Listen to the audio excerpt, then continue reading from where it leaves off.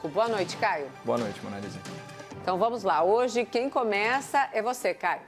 Bom, acabou que eu já me antecipei, né, esse tema ontem, quando nós discutimos aquela diferença, né, entre um golpe militar e uma intervenção constitucional. Eu deixei claro ontem e hoje também que eu não apoio nenhuma dessas medidas, mas como democrata, como republicano, eu tenho que zelar pela liberdade de expressão dos meus concidadãos, claro, nos limites estabelecidos pela Constituição Federal. E a Constituição, ela é expressa no seu artigo 142, quando ela permite a intervenção das Forças Armadas ao atribuir a elas a defesa da pátria, a garantia dos poderes e a garantia da lei e da ordem.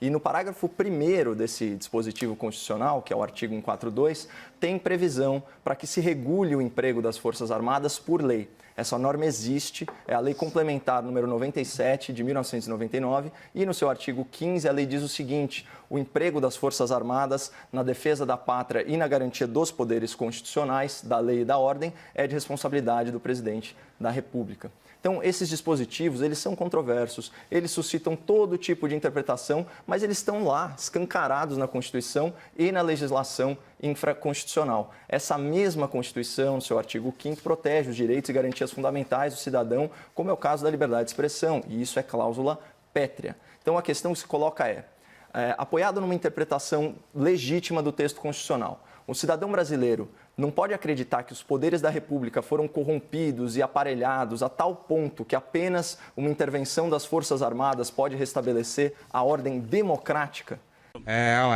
E mais, se ele expressar essa sua opinião de forma pacífica, sem promover qualquer tipo de violência, onde está o crime? Eu vou além.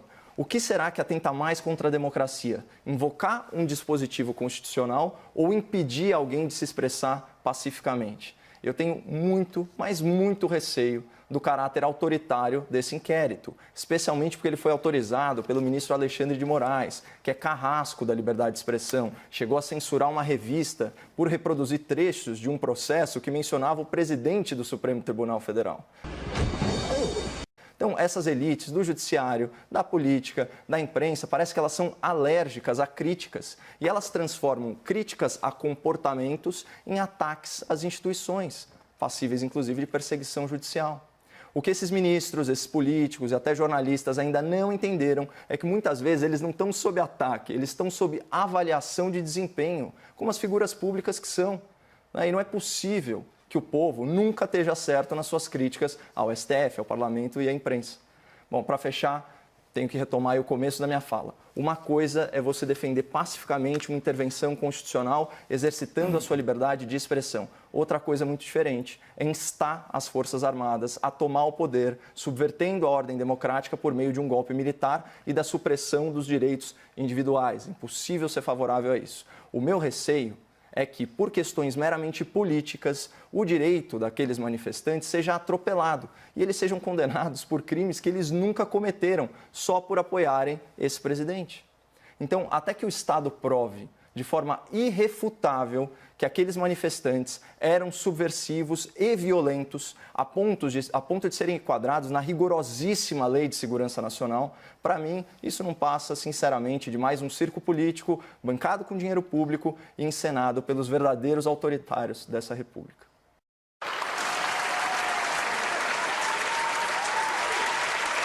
Sua vez, Augusto, por favor. Bom, primeiro, boa noite a todas e todos. Caio, de fato, o artigo 142 da Constituição tem algumas interpretações. Nenhuma delas eu nunca li nada próximo à interpretação que você acabou de fazer, mas certamente a gente vai poder discutir isso um pouco ao longo do debate. Eu queria começar dizendo primeiro o seguinte: eu acho que são importantes esses pontos, principalmente quando a gente vai tratar de uma investigação criminal. Qualquer investigação criminal que seja, por mais grave que seja o crime ou por menos grave que seja o crime, por mais culpado ou inocente que seja a pessoa, ela deve sempre respeitar o quê? A previsão constitucional da ampla defesa. Dessa maneira, são inconstitucionais e não se confundem com a liberdade de expressão as condutas e manifestações que tenham a nítida finalidade de controlar ou mesmo aniquilar a força do pensamento crítico indispensável ao regime democrático. Então, neste momento, a decisão do ministro Alexandre de Moraes, atendendo a um pedido do Procurador-Geral da República, é a única decisão acertada, a única decisão que ele poderia tomar neste momento de instaurar uma investigação por um fato concreto que aconteceu. Caio? A minha preocupação diz respeito aos tipos penais que estão envolvidos, né, principalmente aqueles relacionados à rigorosa lei da segurança nacional. Eu peguei aqui uma relação, né, dos enquadramentos possíveis e você vê, por exemplo, você pega o artigo 17, né, ele fala que você tenta mudar com emprego de violência ou grave ameaça a ordem, o regime vigente ou o Estado de Direito, né, penas duras, né, de 3 a 15 anos. Você tem, num outro momento, o artigo 16, ele estabelece prisão para quem integrar um partido, um comitê, uma entidade ou um grupamento que tenha por objetivo a mudança de regime ou do Estado de Direito por meios violentos ou com emprego de grave ameaça. A mesma coisa vale para tantos outros dispositivos, né, da Lei de Segurança Nacional. E o que fica implícito, até fica explícito e implícito aqui, né, pelo menos quando o legislador cria, né, toda essa linha normativa, é que a gente está tratando de crimes violentos, cometidos com violência. Então a questão que eu coloco é justamente essa,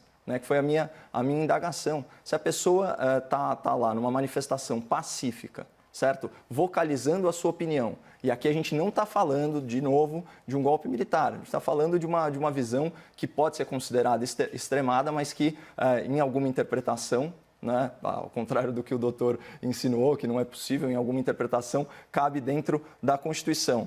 E a própria frase que você trouxe, Augusto, eu acho que, de certa forma, corrobora isso do ministro, né, Alexandre de Moraes. Eu vou repetir aqui para o espectador da CNN. A nítida finalidade de controlar ou mesmo aniquilar a força do pensamento crítico, indispensável ao regime democrático. Então, a gente tem que tomar muito cuidado quando decidimos, como sociedade, silenciar vozes, especialmente vozes pacíficas.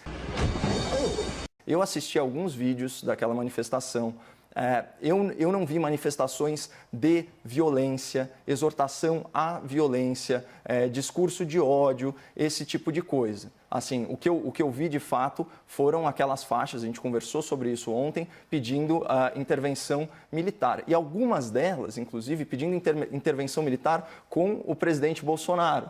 Então, assim, obviamente lá eram apoiadores do presidente, pelo menos dá para a gente assumir, em sua grande maioria, eram bolsonaristas, né? E estão alinhados, inclusive, com a legislação complementar que eu trouxe aqui para o espectador, que fala explicitamente que as Forças Armadas elas estão sob a autoridade do presidente da República. Então, de novo, embora eu não concorde, né, com essa medida, eu acho que ela é contemplada pela liberdade de expressão e eu achei, na falta de uma expressão melhor, no coloquial, eu achei uma forçação de barra esse inquérito. Eu acho que ele tem objetivos ulteriores, muito mais relacionados, inclusive, com o tema que você trouxe aqui, doutor, que é a CPI lá das fake news. Só para colocar um elemento nesse debate que vocês ainda não citaram, precisamos deixar claro que deputados estão entre os suspeitos de terem cometido esses crimes, então. E aí eu jogo para você, Augusto. Vamos lá. Eu vou pegar, então, fatos que foram apresentados no passado, convocando essas manifestações e durante a manifestação. O primeiro deles foi juntado pelo Ministério Público do Ceará, que tentou fazer uma recomendação para evitar que a manifestação acontecesse lá, e eles juntaram o print de uma convocação. Dizia o seguinte nessa convocação: faremos como nossos avós em 1964, intervenção militar já, 19/4 às 14 horas, em frente aos quartéis. Um deputado federal, mencionado numa matéria hoje da Folha de São Paulo, disse o seguinte: as pessoas querem a volta do regime militar por verem tanto desrespeito ao presidente eleito. O Caio mencionou aqui o artigo 142 da Constituição Federal, que muitas vezes é colocado em faixas nessas manifestações, e como eu disse para ele, uma interpretação que nenhum constitucionalista, ninguém que conheça minimamente a Constituição, nunca vai conseguir fazer. Da Lei de Segurança Nacional, que eu concordo com o Caio, é uma lei que me causa um pouco de preocupação, por ser ter tipos penais muito abertos, mas especificamente eu vou ler um outro artigo que o Caio não trouxe aqui, que é o artigo 22, que diz o seguinte, que é crime fazer em público propaganda de processos violentos ou ilegais para alteração da ordem política ou social. A manifestação foi chamada com faremos com nossos avós o que fizeram em 1964. É um claro chamado, é clara uma propaganda a um processo violento, ou 64 não foi violento, foi extremamente violento, e ilegal para alteração da ordem política e social. Então, a diferença entre liberdade de expressão e pedir isso é a lei. É isso que diferencia o direito da gente se expressar livremente e a gente cometer um crime. E neste caso específico das manifestações, para mim, está bastante claro, sendo eu um defensor de liberdades, do direito e garantias fundamentais, e que sempre vai achar que o direito penal é a última solução, eu vejo que, nesse caso específico, houve sim a violação a um artigo específico da Lei de Segurança Nacional. Mas é que eu vou concordar com a sua crítica, Augusto, quando você diz que esse é um tipo penal aberto, ele é genérico, né? E de fato, você não leu aí as penas cominadas, mas são penas duríssimas, né? A gente está falando, às vezes, de pena de mais de 3 anos, né? Eu acho que essa situação, de certa forma, ela não combina com o nível real de, vamos dizer assim, do ato ilícito supostamente praticado pelos manifestantes, né? E, de novo, eu acho que eram pessoas que estão sendo perseguidas judicialmente simplesmente por apoiarem esse presidente específico. Então, não tem como não ver motivação política nisso. A gente tem, na história recente da política nacional, toda uma sorte de partidos e lideranças políticas que apoiaram outros regimes extremamente violentos, regimes e sistemas, né, de governo antidemocráticos. Né? Imagina, o nome do partido da candidata a vice-presidente da chapa derrotada, Partido Comunista do Brasil. E você tem toda uma série de elogios o tempo todo a grandes monstros morais, como foi o caso, por exemplo, do líder guerrilheiro o Marighella, né, que fez o Manual da Guerrilha Urbana, esse tipo de coisa. Então você vê, por parte da esquerda, né, rotineiramente, contumazmente, né, de forma lamentável, a apologia, né, de autores, de regimes, de lideranças políticas que foram extremamente violentas e, por acaso, a liberdade de expressão acaba contemplando essas pessoas, né? Tem uma palestra famosa, né, de um acadêmico falando que para um bom conservador, citando uma obra e dizendo, para um bom conservador, uma boa bala. Né? Quando, a época do impeachment da Dilma Rousseff, você tinha os manifestantes, né, os sindicalistas, o presidente da CUT, fazendo ameaças, né, ameaças à época ao juiz Sérgio Moro, esse tipo de coisa. Quantas vezes, né, a ordem não foi perturbada, o desrespeito à propriedade privada, né, a ameaça de resistência armada, falando em metáfora de se entrincheirar, esse tipo de coisa. E a gente vê que só nesse caso, agora, por se tratarem de apoiadores do presidente da República, é que as instituições, de novo, naquele fenômeno de aglutinação, né, se dão as mãos para desgastar a imagem do presidente, o governo federal e gastar dinheiro público num circo. Aquelas pessoas não representam qualquer ameaça à democracia. Você acha que a democracia está mais frágil depois daquelas... Quantas pessoas acho que eram? Algumas centenas? Sabe? Se manifestando pacificamente, você acha que tem cabimento botar aquele cidadão 4 anos na cadeia? Até porque... Caio, perdão. Só para deixar claro, para não ter nenhum tipo de interpretação, o inquérito foca na organização da manifestação, não em quem participou. Por isso que o presidente Bolsonaro não é foco da investigação, apenas esse elemento para que o debate tenha a retidão dos fatos. Poxa, o inquérito foca na organização, não em quem participou. Mais do que isso, deixa eu pegar esse gancho, pode falar, né? Não pode falar, fala. Por favor, complemente. Eu acho... Caio. Primeira Augusto, coisa... Enfim. Não, pode ir. Não, perdão, era o Caio? Eu interrompi porque, só para deixar claro, o foco da investigação. Sim. O foco da investigação é na organização dos atos e não na participação. E aí, enfim, é um inquérito sob sigilo. O presidente Bolsonaro não é foco, mas apenas para a gente deixar claro. Por isso que eu coloquei antes a suspeita de participação de deputados federais. Enfim, o debate é de vocês. Mas, Caio, complemente, por favor. Não, sem problema. Eu vou fazer a complementação bem breve. Não teria nenhum cabimento, né, o presidente da República participar disso, mas, de novo, ele fica naturalmente desgastado. Você vai ver as ameaças, é ótimo. Você vai ver as manchetes, né, no jornal. Vou ler uma aqui para vocês. STF autoriza apuração de ato pró-golpe militar com participação de Bolsonaro. Vocês percebem como que funciona? Então, isso daqui é muito mais uma construção midiática, uma questão de narrativa política, do que de persecução da justiça. Sabe, é tão óbvio e ver, né, tanto tempo, tanta energia dedicados a isso, né? Num país que tem tantos problemas, e tantos problemas inclusive de natureza penal, você ir atrás de um negócio pequeno desse. E, de novo, eu faço questão de fazer essa distinção aí entre você instar um golpe militar e você se apoiar num dispositivo constitucional, ainda que seja uma interpretação minoritária, até porque existe o elemento subjetivo também. Se a pessoa se acha detentora daquele direito, isso também, vamos dizer assim, atenua a sua responsabilidade, especialmente se ela não agir com violência. Eu acho que esse é o ponto principal. Agora, usar a Lei de Segurança Nacional, que é uma lei aplicada a terroristas, a pessoas que, inclusive, atentaram, né, contra a vida do presidente da República, para julgar, sejam os organizadores, ou os manifestantes, ou quem participou, eu acho um tremendo exagero e eu não consigo deixar de enxergar o viés político nisso. Augusto, por favor. Primeiro, vários pontos importantes. É uma investigação.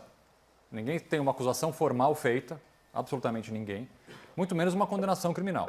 É uma investigação feita pelo Procurador-Geral da República. Infelizmente, eu moro próximo ao trajeto das manifestações, das carreatas aqui de São Paulo. E eu consigo vê-las da minha janela. E houve uma modificação radical entre sábado e domingo. Enquanto sábado, a maioria dos carros estavam com faixas padronizadas. Vamos lá, se a faixa é padronizada, alguém fez essas faixas. Escrito fora Dória, no dia seguinte eram várias faixas de pedindo intervenção militar e AI-5. Mais uma vez, padronizadas. Estou relatando um fato aqui. Então, o que essa investigação procura saber é se há um financiamento e quem financia e se há participação de deputados federais ou de outras autoridades públicas na organização disso. Eu acho que visa muito menos, Caio, aqui contra o pouco que você falou, efetivamente quem estava na rua se manifestando e muito mais quem está patrocinando, financiando e organizando esse tipo de manifestação que fere, sim, a Lei de Segurança Nacional. Não, nada a ver, irmão. Caio? Bom, eu acho importante a gente individualizar, né, a culpa das pessoas. É por isso que eu falei. Por isso que tem uma investigação. Exatamente. Realmente. Então, enquanto o Estado não mostrar uma prova irrefutável, ainda mais considerando que é um tipo penal aberto. Até porque, quando você fala em organização, quem replica, por exemplo, um conteúdo de WhatsApp e convoca seus amigos ou seus familiares ou o que quer que seja para uma manifestação, ele participa da organização, quem vai definir esse critério? É o todo-poderoso ministro da Justiça, né? E no final das contas, essas pessoas, sabe, tem que ter um pouco de empatia. Essas pessoas, elas se sentem completamente invisibilizadas, né, na República. Elas não se sentem representadas pelas suas instituições, né? Se elas estão pedindo a intervenção militar, que seja, né, é porque elas enxergam no Congresso uma instituição que está corrompida. E, de fato, você tem mais de 10% da Câmara respondendo a ações penais. Isso vale também para 1/3 do Senado. Você tem uma corporação legislativa com um histórico de serviço à nação, né? Um Congresso que era comprado com mensalão, com petrolão, com esse tipo de coisa, né? E aí, quando vem num outro momento, a gente percebe que eles estão usando da pandemia com oportunismo político para avançar uma série de agendas que são ruins para o Brasil, né? De avanços orçamentários, de avanços fiscais, esse tipo de coisa. A população, ela se sente pouquíssimo representada.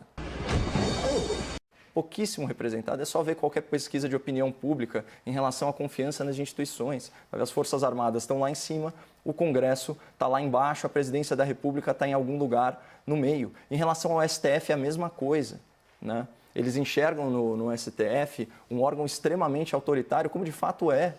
É um órgão que instaura uma investigação, que faz a persecução penal e julga.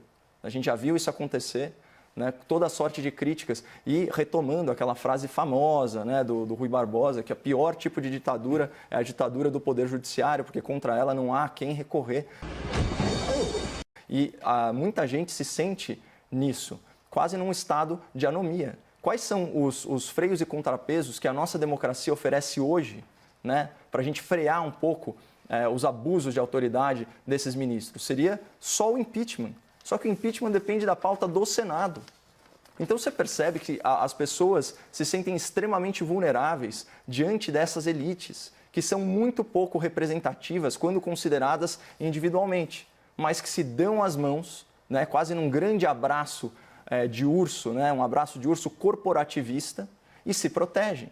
Então você tem o presidente do Senado protegendo os ministros, não faltam motivos para impeachment do senhor Dias Toffoli, do senhor Gilmar Mendes, até do Alexandre de Moraes, se a gente for do Ricardo Lewandowski. Imagina, dar ordem de prisão para alguém que te criticou num avião. Imagina se a gente fizesse isso. Então, não faltam casos de abuso de autoridade. Tem um estudo famoso, né, da Fundação Getúlio Vargas mostrando como que os nossos ilibados ministros votam no caso de suspeição. Então, as pessoas não estão se sentindo representadas. Esse é o verdadeiro fenômeno aqui. Agora, fazer uma caça às bruxas que eventualmente vai prejudicar a vida dessas pessoas, aí eu acho demais. Agora, não vamos divergir naquilo que a gente concorda, né, doutor? Eu procurei ser muito claro, assim, placas de AI-5, esse tipo de coisa, isso não pode rolar. Né? Só que isso tem que ser individualizado. A gente não pode tratar todo mundo na manifestação como se tivesse falado a mesma coisa, do mesmo jeito, da mesma forma. Né? É só isso. Vamos cumprir aí os princípios, né, do processo legal que você falou, inclusive presunção de inocência e também o indúbio pro réu. Né? Se houver dúvida sobre qual a mensagem que a pessoa estava veiculando, se ela participou, se ela não participou, então que ela seja beneficiada por essa dúvida. Eu só não queria que, por uma questão política, a gente começasse a perseguir os nossos cidadãos, porque o real motivo de tudo isso, na minha opinião, doutor, sinceramente, é a aversão das elites do Brasil à crítica. Augusto balançou a cabeça várias vezes. No final foi positivamente, durante foi negativamente. Então, por favor. São assim, sentimentos conflitantes aqui. Mixed feelings. Porque eu espero realmente que o Caio seja garantista, como ele acabou de ser nesse último discurso, ao longo de vários temas que vão ser tratados na história desse debate. Eu vou guardar isso aqui, eu vou gravar. Esse vídeo de hoje eu vou gravar no meu celular, porque eu vou passar para o Caio em outros temas que a gente vai discutir aqui. E quando ele fala aqui do abuso, quem vai proteger o abuso, isso aqui já é uma provocação, certamente. Quem vai proteger a gente do abuso do Estado, certamente a lei do abuso de autoridade é um bom começo. Tenho certeza que o Caio é contra a lei de abuso de autoridade. E a gente vai discutir isso aqui em algum momento. Mas a lei de abuso de autoridade é uma maneira para proteger nós, cidadãos, mal ou bem, obviamente com melhores e com piores políticos, mas representado pelo que está ali em Brasília. Porque, queira ou não, quem votou foi você, quem votou fui eu. Doutor, eu não tenho mais problema um elemento, Caio e também Augusto, sobre o que vocês acabaram de dizer, possibilidade ou temor em relação a abusos. O próximo passo do inquérito é determinar diligências, né? Então, para o Caio, diligências podem ser os depoimentos de testemunhas, mas também a quebra quebra de sigilos bancário e telefônicos dos suspeitos. Caio. Tudo errado essas perguntas. Não, essas são questões processuais, são naturais do inquérito. Eu acho que é mais rico o debate se a gente voltar para a fala anterior do doutor Augusto. Porque é o seguinte, né?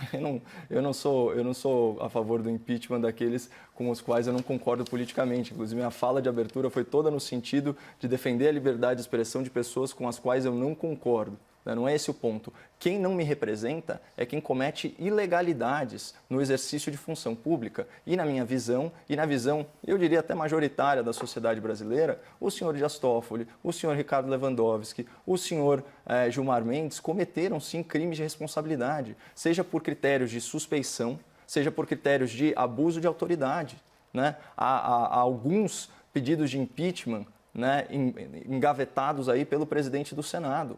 Sabe? Isso é inegável. A gente pode depois passar 3 debates aqui lendo item por item.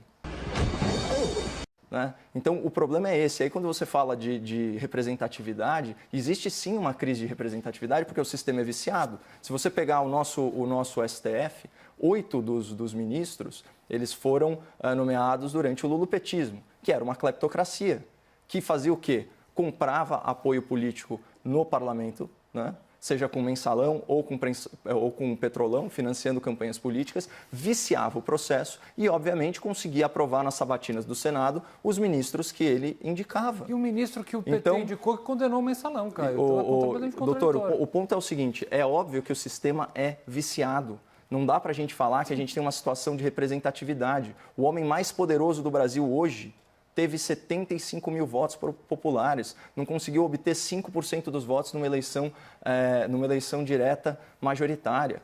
Olha ele! Olha ele! Né? É disso que a gente está falando, não enxergar essa crise de representatividade, não enxergar os vícios da nossa democracia e como o sistema, por meio do que o professor Modesto Carvalhosa chama de corrupção legalizada, né? De ilegalidades legalizadas, né? No texto legal produz, a gente não vai conseguir avançar, principalmente quanto à reforma política. Eu acho que está cada vez mais claro que o Brasil não conseguiu se adaptar a mandato vitalício de ministro do STF. Eu defendo mandato, 10 anos que seja, porque senão o que acontece? Você pega uma pessoa que não tem, vamos dizer assim, notável saber jurídico, nos seus 40 anos, que sequer conseguiu passar no concurso de magistratura, e você alça ela ao posto judicial mais alto do Brasil. Né? Isso não dá para tolerar. E aí que está um dos elementos da nossa crise de representatividade. Eu não me sinto representado por eles, ao contrário do senhor, doutor. Por causa do tempo, preciso interromper. Perdão. Augusto, temos 1 minuto. Para fazer já as coisas finais? Ué. Tudo. Vocês não precisam de argumentos finais, É o pacote pelo todo, visto, então? Tem né? que terminar agora? 1 minuto, menos de 1 minuto. Agora, perdeu. 45 segundos. No vídeo, 40. de 20 segundos, nem sei por onde eu começo. Não, volto à minha fala inicial, gente. Toda e qualquer investigação, se baseada num indício concreto da prática de crime, e se ela seguir rigorosamente o que prevê a Constituição, e mais especificamente no que tange a ampla defesa, contraditório e a presunção de inocência, cabe ao Ministério Público Federal, no caso, Procurador-Geral Augusto Aras, a iniciar e cabe ao Supremo julgar. Então, eu não vejo qualquer vício. E aqui, em relação aos vícios da democracia, eu concordo que a democracia tem alguns vícios, mas eu combato esses vícios com a democracia. O que muita gente quer é combater os vícios da democracia sem democracia. Isso que eu vou ser sempre, peremptoriamente, radicalmente contra. Acabou o nosso tempo, só dá tempo de boa noite. Pode ser, debatedores? Pode sim. Então, boa noite, Augusto, obrigada. Boa noite. Boa noite, Caio, obrigada. Boa noite, Manoel. Até amanhã, debatedores. Vocês estão de sacanagem! Vocês estão fazendo o que aí como diretor? Seu Serruela! Seu Zoreiudo!